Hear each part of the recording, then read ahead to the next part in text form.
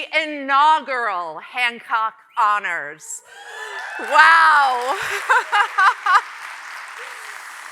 You just heard the extraordinary voice of Dr. Nicole Duchesne.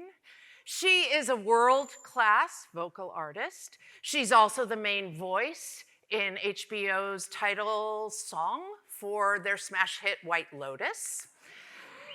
And she's a Hancock professor.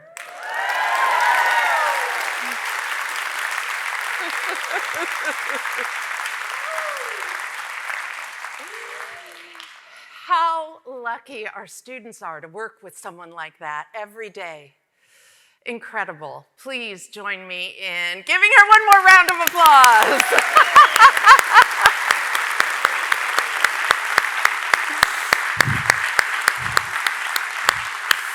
Bravissima.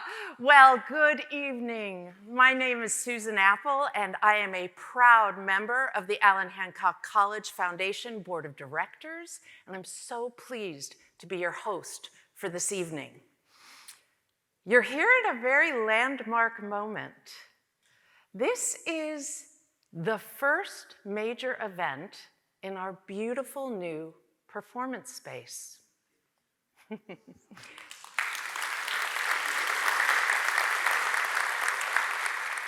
On behalf of the Board of Directors, I want to thank each and every one of you for being here. Your attendance is supporting a pivotal and life-changing program called the Hancock Promise. Thank you for your support. So, Hancock's mission as a college is about changing the odds for our community. And our purpose as a board is to serve in support of that mission. We care deeply about connecting the college to the community, and we care deeply about connecting the community back to the college. Of course, as a board for a foundation, one of our major responsibilities is raising funds, and those funds are then distributed to students in the form of scholarships, to college programs. And then that funding is reinvested back into our community with each student's successful journey. So tonight, our Hancock Honors are about honoring 3 luminaries who are exemplary examples of that mission of changing the community. Before we get into learning about each of these powerful 3 luminaries, I'd like to invite to the stage our esteemed Executive Director for College Advancement and the Allan Hancock College Foundation, John Hooten, Dr. John Hooten.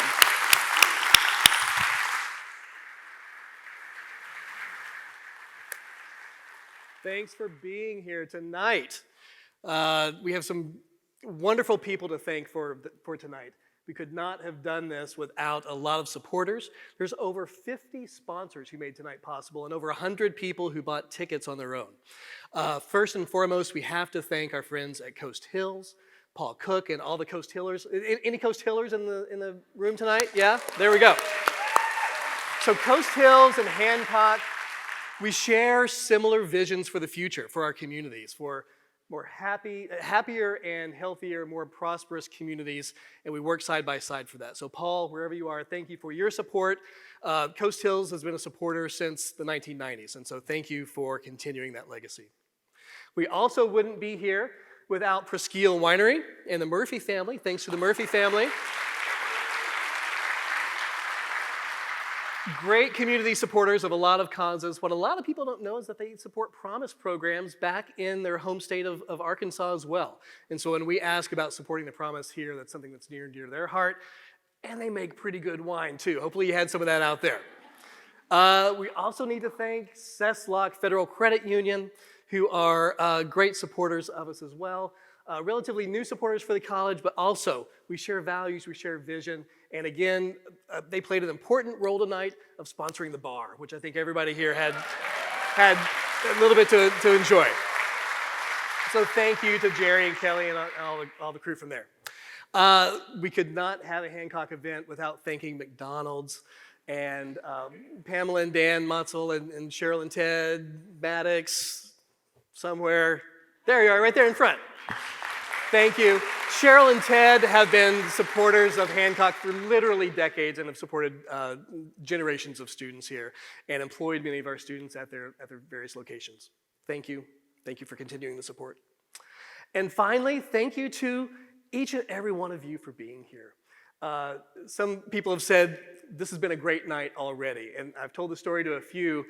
When Kevin and I got together and decided that we were gonna do this, we said, we need to do something that doesn't happen here in Santa Maria very often. We had 2 rules: no tri-tip and no auctions. So starting there, I think we're having a pretty good night. Enjoy the program. Susan, back to you. Thank you, John.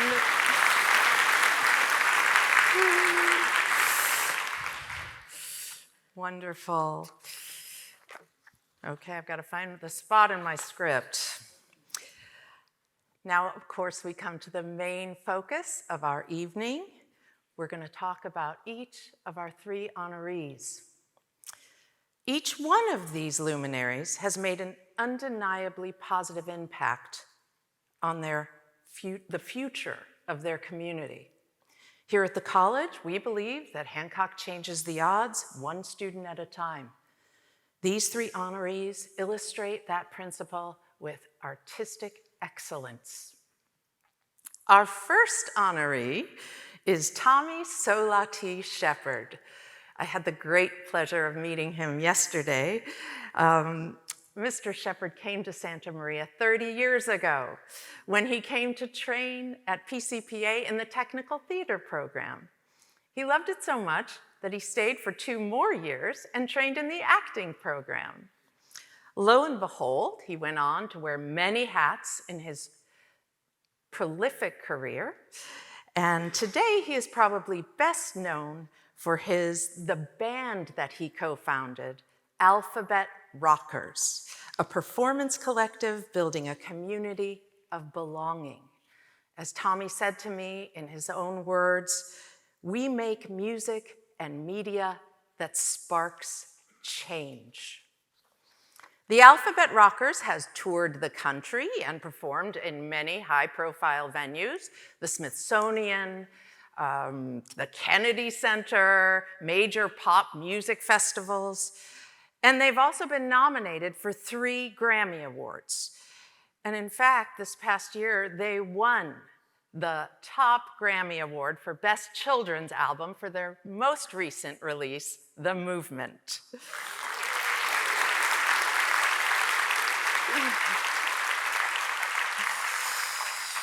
Just think, Tommy started here at PCPA. Join me in learning a little bit more about Tommy Solati Shepard.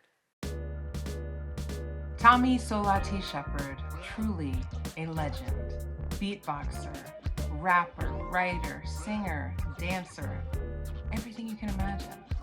I remember when Tommy entered the conservatory, he was quite young and, you know, as everyone is when they start the conservatory, fairly green in his knowledge of being an actor and being in the theater. What was apparent right away was his passion for everything to do with the theater, being an actor, but also the backstage side. And that was evident from the day he walked in.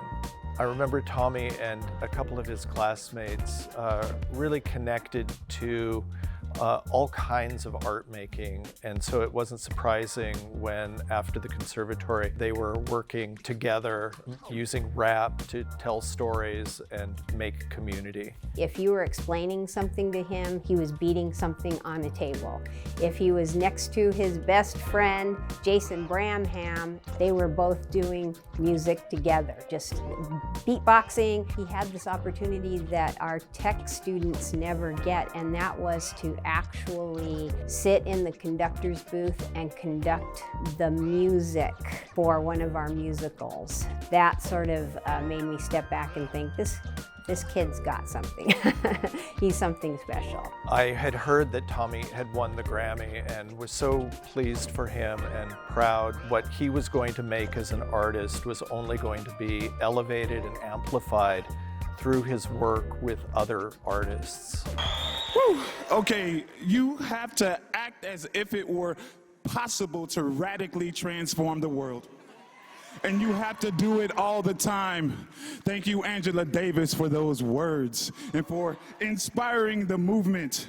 Maya, Tommy, Kali, you are the ones showing us what it is truly possible in building the world you deserve.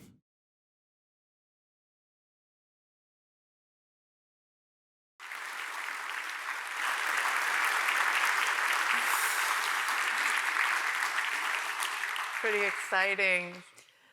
Allan Hancock College proudly honors Tommy Solati Shepard for his commitment to inspiring, educating, and empowering youth through music, lyrics, and dynamic activism. Mr. Shepard, would you please join me and President Walters on stage?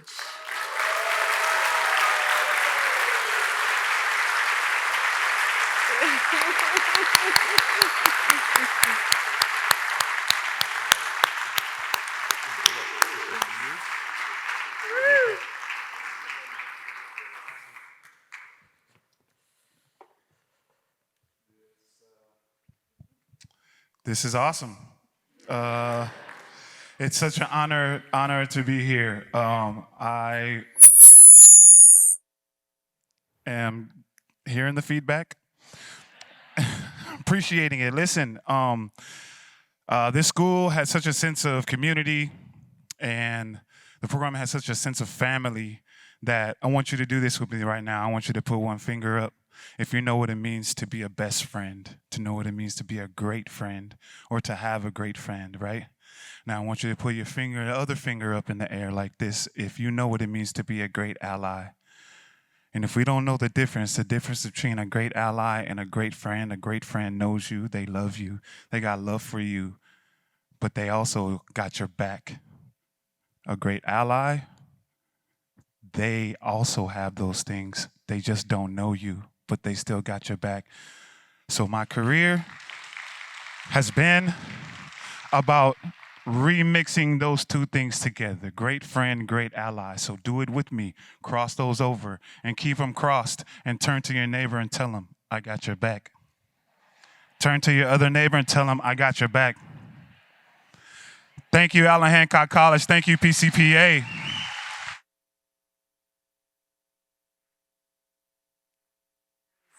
So well deserved.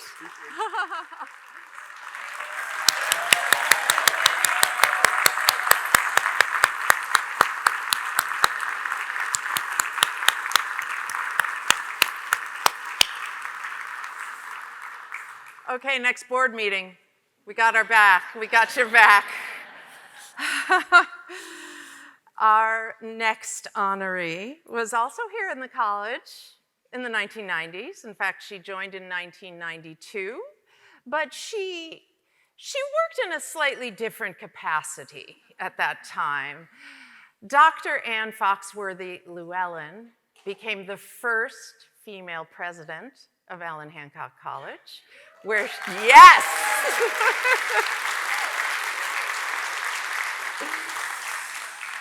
where she remained and led us for 13 years until her retirement in 2005.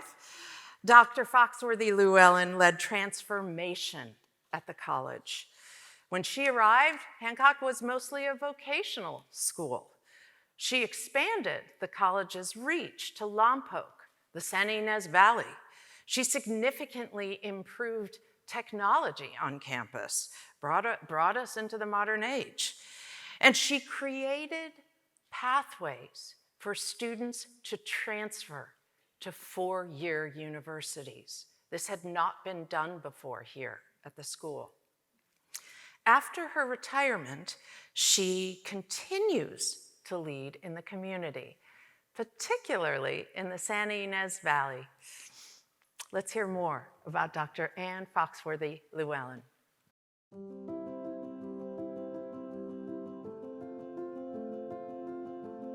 This is one of the great colleges in California, and a big part of the reason it's a great college is the foundation that Ann laid.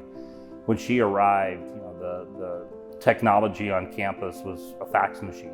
You know, when you try to encapsulate Ann Foxworthy, it's pretty tough because there's a lot to her, but I will say that when Ann came to Allan Hancock College, we were a great college, without a doubt. When Ann left, we were a phenomenal college. Working with Ann is to expect excellence. She works harder than anyone that I've ever witnessed, and she expects that from those around her. Ann expected 150% but gave 200%. She was a very tireless worker, and she also expected people to uphold high standards. Ann came to me and said, you and I are going to put transfer and Allan Hancock College on the map. We are going to make Allan Hancock College known as a transfer institution. You go down to the Lompoc Valley Center and you see Ann's fingerprints all over the buildings and the campus, and then you look out behind the traditional original campus and you see the Public Safety Training Center. It's just a tremendous legacy that would not have happened were it not for the Lompoc Valley Center. The thought that we could raise the amount of money to transform this theater for our community seemed impossible. What would be necessary and needed would be close to $5 million. So we knew that it would really score big for the success of our campaign if we could get Ann Llewellyn to come join the board. We were so fortunate she said yes, and we were so right that we needed her, because we couldn't have done the campaign without her guidance, her leadership. This theater opened at a time when we all needed hope and a place to gather. It wouldn't have been possible if she would have ever stopped. Her legacy is always going to be that remodeled Solvang Theater that is truly spectacular, and that was really just through her sheer will that made that happen. When you put the students out there first, our campus rallies around them, and that really comes from the tone that she and her team set, going back now almost 20 years.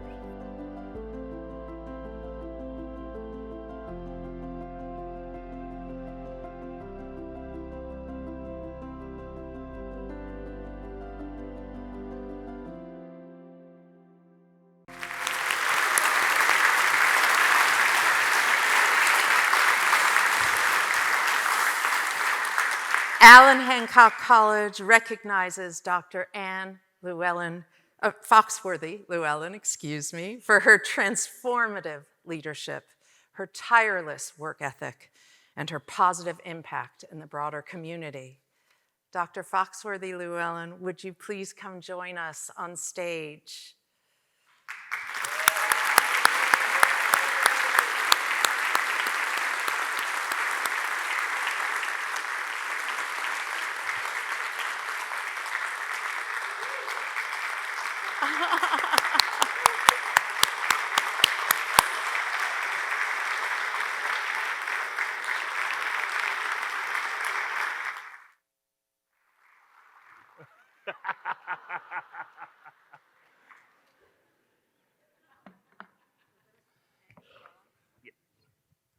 Oh, I didn't know this was going to be so emotional, those old photos. I thought I looked pretty good. You never know what they'll pick, So, but I want to thank the college for honoring me, certainly. And thank you all for attending, especially my friends from the San Ynez Valley and colleagues in the college so many years ago, it seems now. It was a delight to see you all here. And I thought about the lead up to this and the newspaper articles, and then tonight, this is a first-class act out there, don't you think? What a venue for this. Honestly, I'm going to ask you if I can borrow and throw a party out here. Looks really great. But I was thinking about something my son as a toddler, he loved and was so excited if we were driving somewhere and he saw a fire engine. And if it was a hook and ladder. Oh my gosh. Whoa, that was really something. What a humongous, he would go on and on. I'm feeling like that. Whiz bang, he'd call these names, that words I didn't know, but that's the way I'm feeling. That's the only way to describe it. It wasn't my normal vocabulary, actually. So, 92 I arrived, and my first impression, it looked quite a lot like a late 50s elementary school. And there were 2 buildings left from the 1930s Hancock College of Aeronautics, and some World War II barracks that were used when they trained pilots, because this was a runway, remember?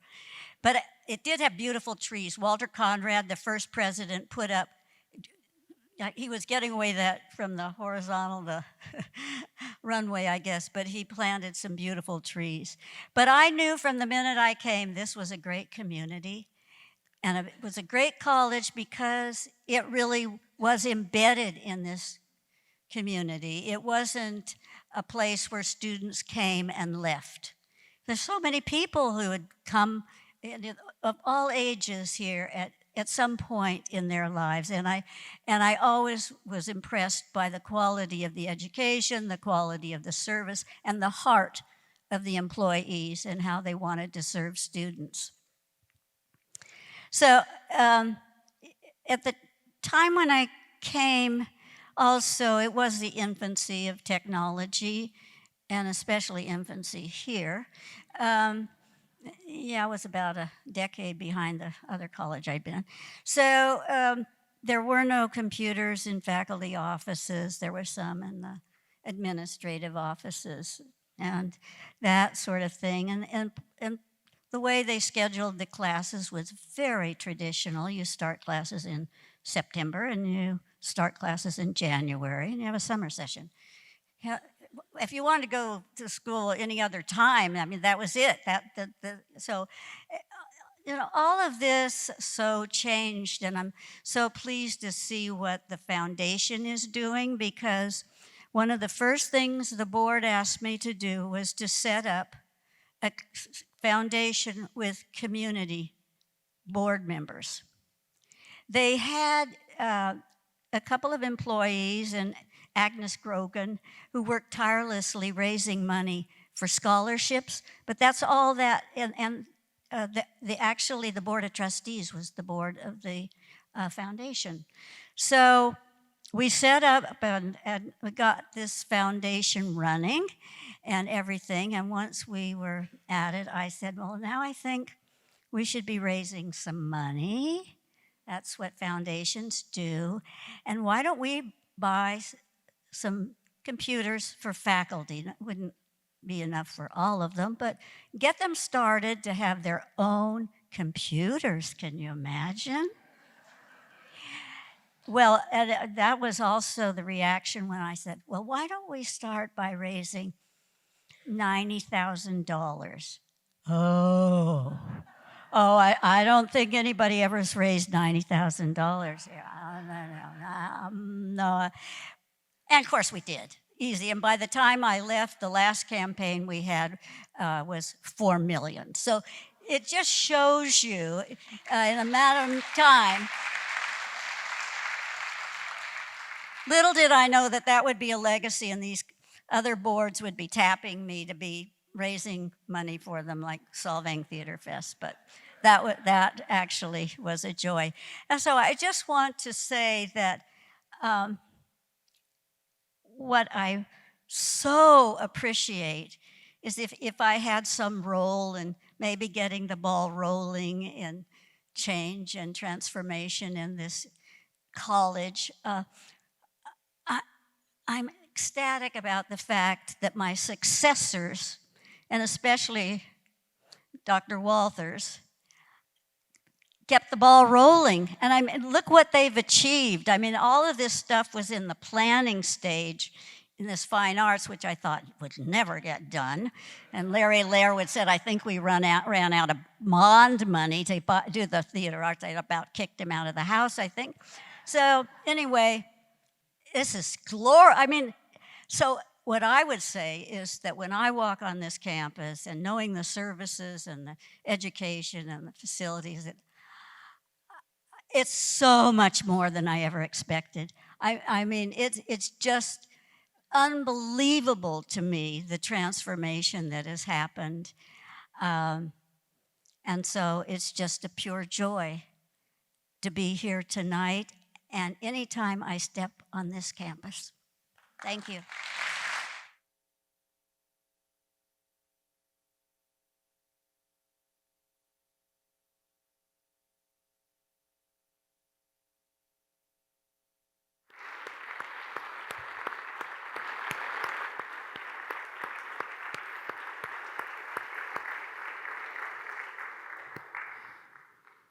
Well, thank you all for being here tonight. I'm Kevin Walters. I'm the president here at Allan Hancock College, and I literally have the best job in the state. I have a wonderful board of trustees that supports me. Truly, that foundation was laid by Ann Foxworthy Llewellyn when she was here, and I don't say that lightly because we're honoring her tonight. I say that all the time because I'm the benefactor of the groundwork that she laid, and that technology piece is so great because now I can email my staff at all hours of the day and night. So next time you guys get one of those, call Ann.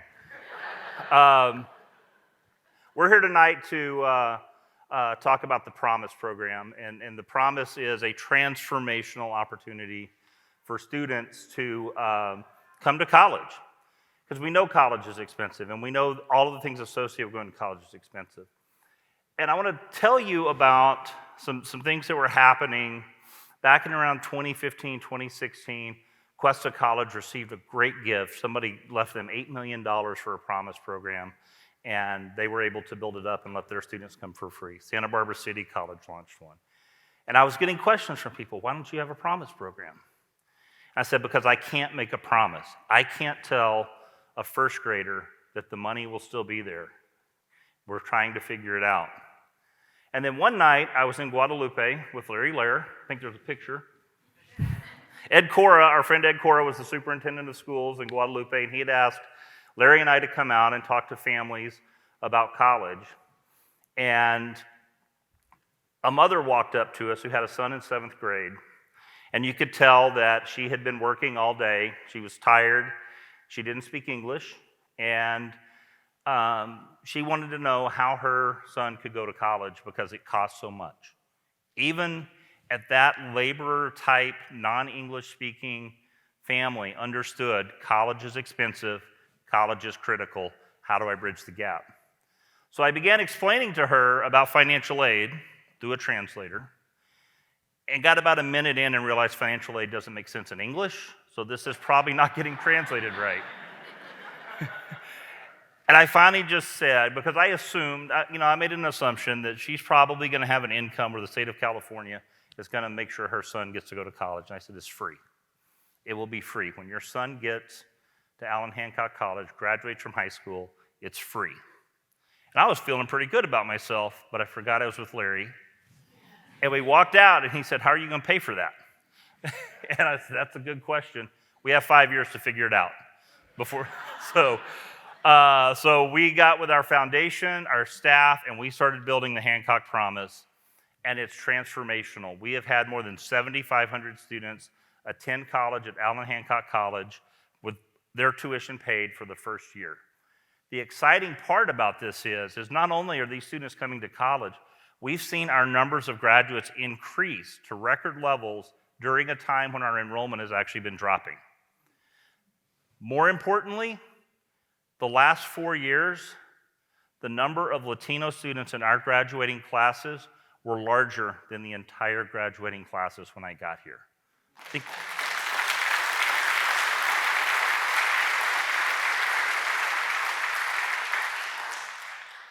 It strikes me as odd because every once in a while I will hear somebody say, well, if you give it away, they're not going to value it. I can tell you this, the students here value that. And I can tell you this generation, you've seen. You're going to meet two of our students in a moment, but you can tell these students, hey, I'll give you a job and I will pay you whatever amount of money.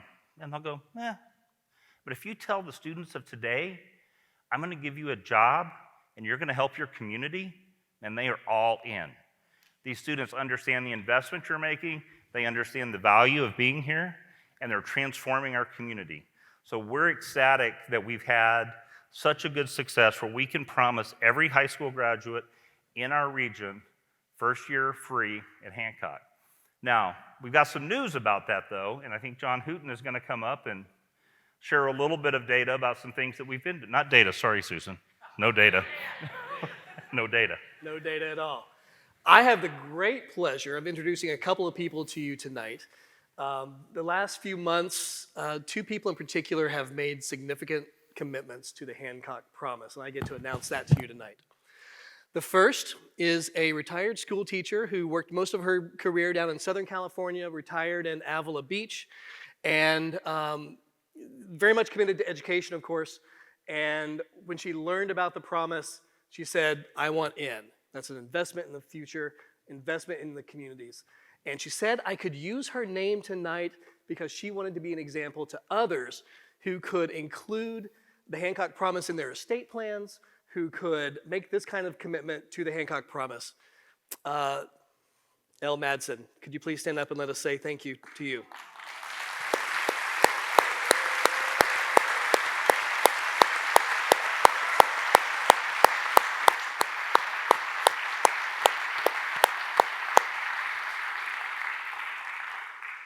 And the second person also worked in education in San Luis County, at the county schools, I believe. I thought she was a new friend of the college, except she was an alum of the college and had taken, I believe, art classes, was it? So it's particularly appropriate that we're in this building tonight to introduce Ms. Jayma Newland, who also made a significant contribution. Could you please put your hand, there you go. Thank you. And I promised both of them I wouldn't use the numbers of their individual commitments, but what I can say is that between the two of them, they've committed over $1.6 million. Thank you. So, as you know, we're in a campaign for the Hancock Promise. The need is $10 million. Their contributions brought us up to well over $9.2 million. And then add on top of that what everyone in this room has done tonight, and we're well over $9.3 million. Thank you, thank you. Thanks to all of you. I did some math. We have 700,000 left, and we have about 300 people here divided by, it's about 2,100 per person. We'll just leave it at that. But Kevin, what happens when we get to the $10 million? John's afraid I'm going to tell him he has to raise another $10 million. That's right. When we get to $10 million, we will actually be able to open up that second year. So the students who complete their first year, and I should note, this isn't just free money where you can come and take classes.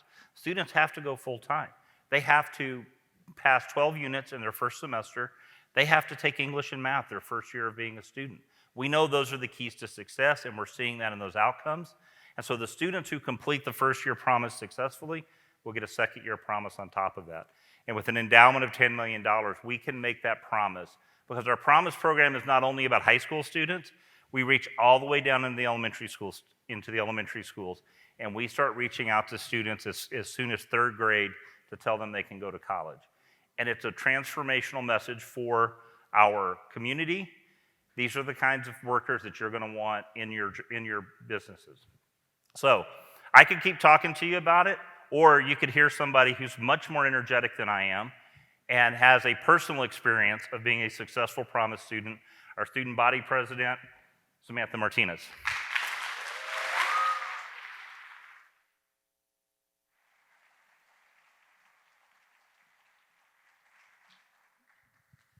Hi, everyone. Thank you so much for having me tonight. My name is Samantha, and I'm here at Allan Hancock College because of the Hancock Promise. And so I'd like to share a bit about my story and how I ended up right here. And I have to begin with my family, because my family made me who I am today. My mother is an immigrant who came from her hometown in Chihuahua, Mexico, who made sure that her child had the gift of speaking Spanish. My dad worked for my entire life, many years, at our family-owned business shop on Main Street, helping families with their immigration and financial paperwork. Helping out in his office, I saw firsthand the struggles that other immigrant families faced every day, and still do to this day, right here in our hometown. And my family worked hard so that I could attend Orchid schools. I attended Alishaw Elementary, Lakeview Junior High, and literally won the lottery to get into Orchid Academy High School. But once I was at OA, I found myself struggling a bit to fit in. Hardly anyone I met spoke Spanish, had immigrant parents, or knew of an outlet for expressing their cultural value. And so I started the first chapter of Latinos Unidos at Orchid Academy to bring a space of support and cultural belonging to our campus. And that was so much fun, as you can see. But then the pandemic hit. Right? Things are going so good. Yeah. I was a junior in high school when we made the transition online to Zoom classes. The worry surrounding the pandemic, it brought upon so many big emotions that were intensified by my own mental health journey. And I saw the need for mental health resources at my school. So I launched a virtual campaign to bring emotional support to students and their families in need during the pandemic. During my senior year, many of my peers were dismissing the value of attending a community college, but I knew it was the right place for me. And I can confidently say that coming here to Allan Hancock College is one of the best decisions I've ever made.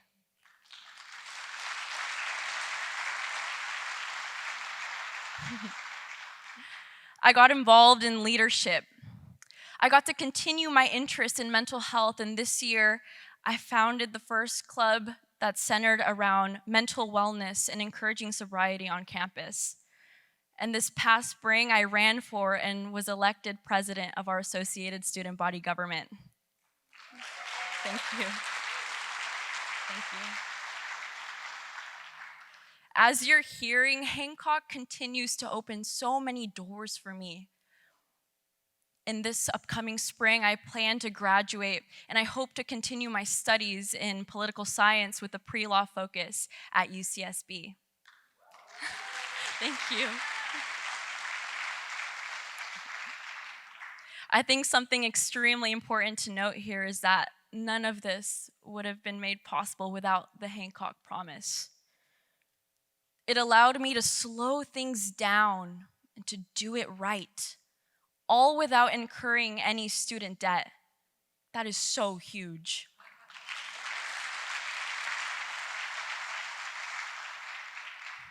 It's a head start, and it provided so much stability that first year. If you've already made a donation to the Hancock Promise, I want to thank you for the support that you've given me in my journey.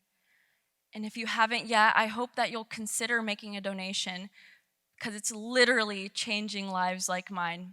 Thank you all so much.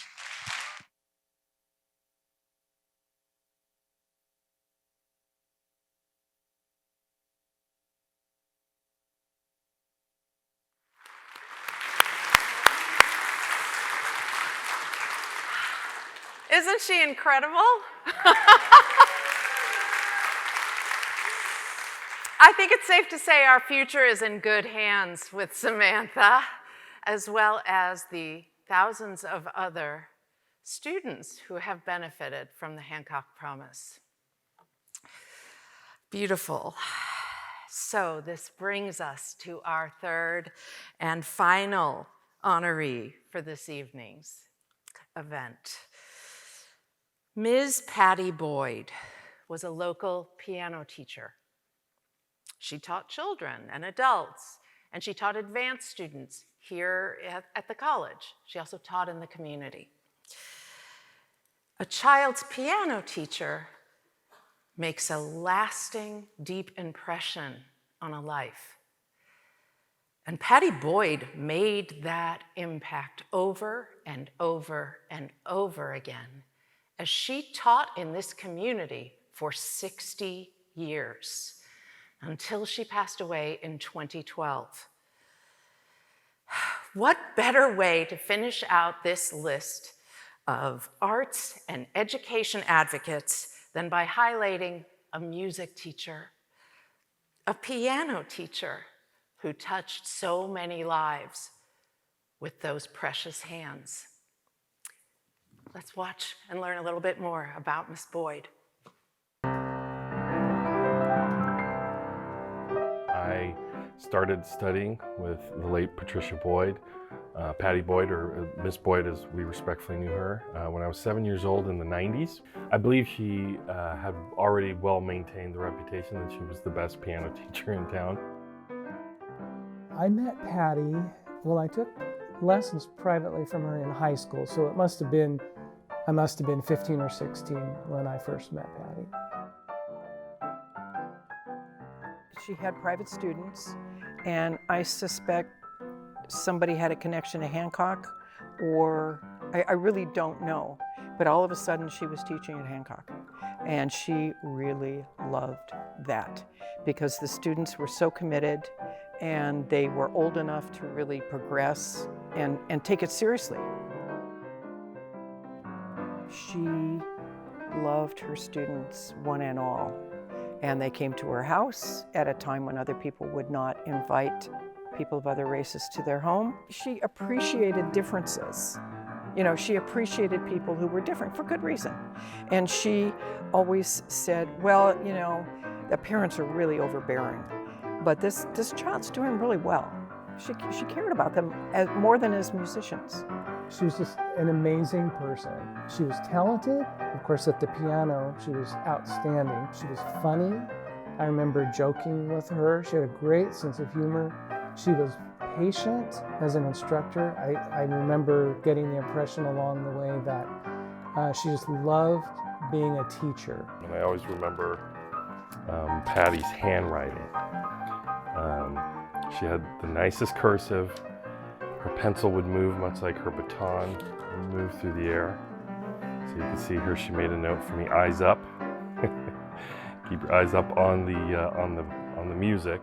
And if you got something right, you got a check mark. You get 2 check marks if you did it really well. So anything Patty did was a little bit more challenging. So she didn't have to continue teaching as long as she did, but she loved it so much that she did. And she found her life's work. She found what she loved.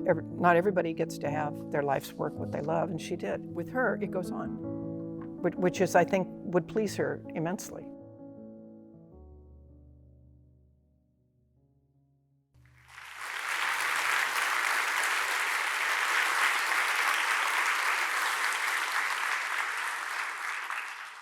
Allan Hancock College proudly honors the late Patricia Jean Boyd for her commitment to inspiring, educating, and instilling excellence in our community through her passionate devotion to music education.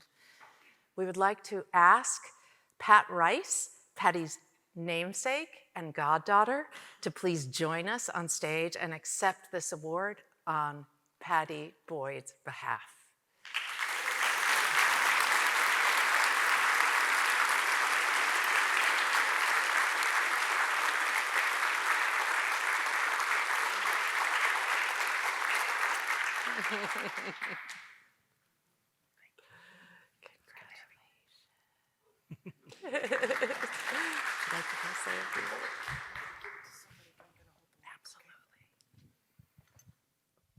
Well, thank you all for being here.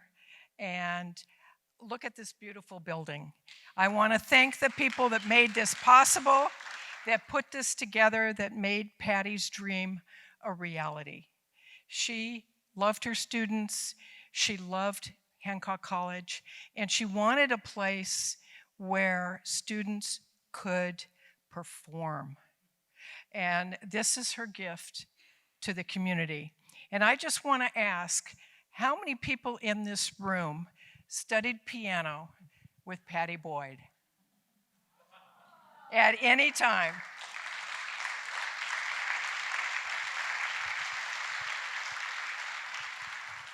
The thing about Patty was she really, truly loved to teach.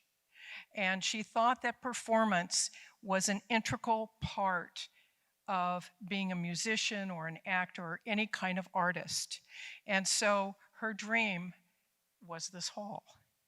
And those of you who took piano from her, particularly in the younger years, remember the repertoires and the recitals, followed by ice cream, at her house. And those of us who are of a certain age remember the Minerva Club, very formal recitals. That was very important to her, and that's why this particular hall, she would love it so much. And so today we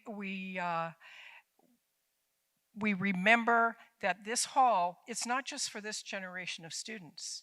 This hall is going to serve the community for generations to come.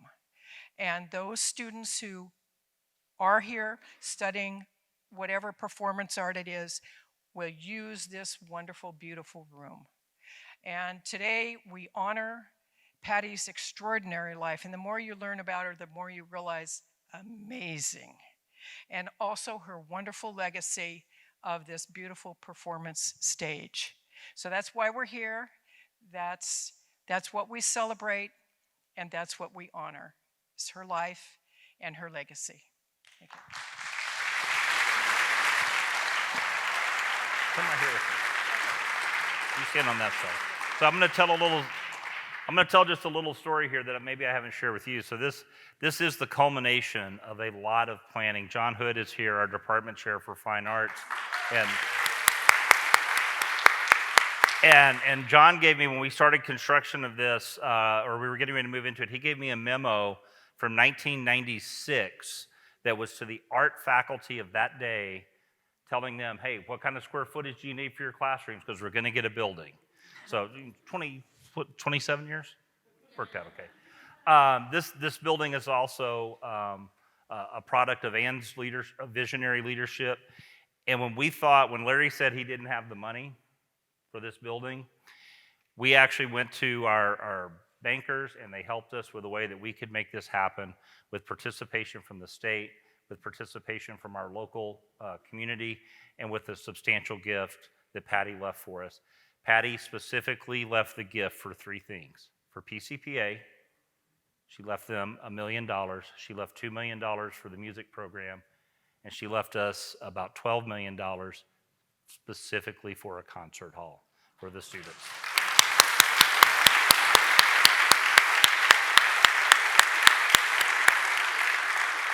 So the Allan Hancock College Foundation passed a resolution requesting that this place be named the Patty Boyd Concert Hall, and the Board of Trustees agreed with that and passed their own resolution.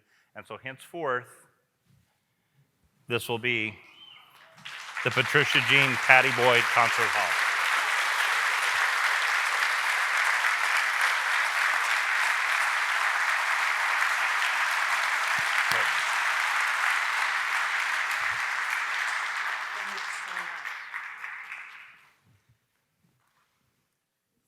Thank you, Kevin. All right. We began this evening with a beautiful aria from a Hancock professor, and we thought it might be fitting to close out this indoor portion of the evening with a performance by a Hancock student. In fact, she will be the first student to perform in the newly named Patricia Boyd Concert Hall.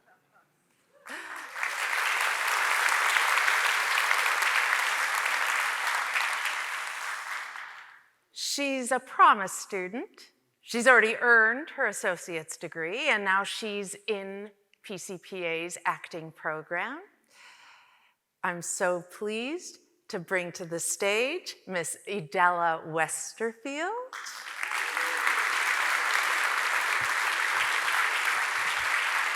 Along with her accompanist, PCPA's music director, Paul Marzelkowski. Here you go, gorgeous.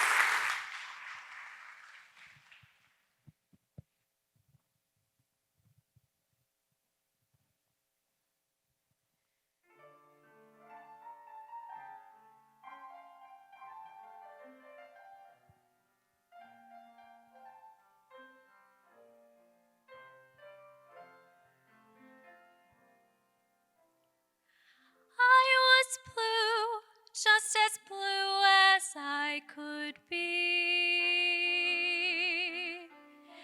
Every day was a cloudy day for me. Then good luck came a knocking at my door. Eyes were blue, but they're not gray anymore. Blue skies smiling at me, nothing but blue skies do I see. Bluebird singing a song, nothing but bluebirds all day long. Never saw the sun shining so bright, never saw things going so right, noticing the days hurrying by. When you're in love, my how they fly. Blue days, all of them gone, nothing but blue skies from now on. I should care if the wind blows east or west. I should fret if the worst looks like the best. I should mind when they say it can't be true. I should smile, and that's exactly what I'll do. Blue skies smiling at me, nothing but blue skies do I see. Bluebird singing a song, nothing but bluebirds from now on. I never saw the sun shining so bright, never saw things going so right, noticing the days hurrying by. When you're in love, my how they fly. Blue days, all of them gone, nothing but blue skies from now on.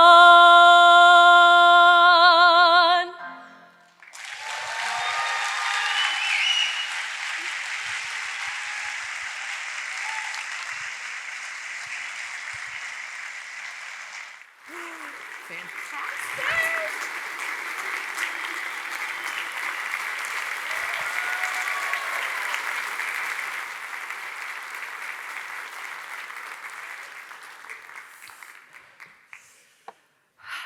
Well, that's our conclusion for the indoor portion of the evening. Thank you so much for being here. Please join us back outside in the plaza where we have desserts, drinks, and a concert. by Jazz Mafia, and I have it on good authority that there might be a Grammy Award winner sitting in on a song or two.